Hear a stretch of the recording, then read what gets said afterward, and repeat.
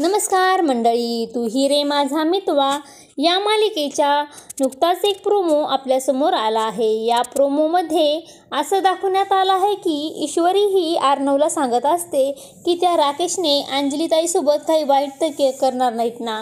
तेव्हा ईश्वरी अर्णव म्हणतो की याच भीतीमुळे मी प्रयत्न करूनही खरं सांगितलं नाही आहे तिला। तेव्हा ईश्वरी ही अर्णवला म्हणते म्हणून तुम्ही स्वतःच्या आयुष्याची पणाला लावलं। आणि तेव्हा अर्णव हा ईश्वरीला म्हणतो की तुझ्या आयुष्याची माती होऊ द्यायची नव्हती मला। तेव्हा ईश्वरी अर्णवला म्हणते की इतकं माझ्यासाठी। तेव्हा अर्णव तिला म्हणतो की तुझ्यासाठी खूप काही करायचं होतं।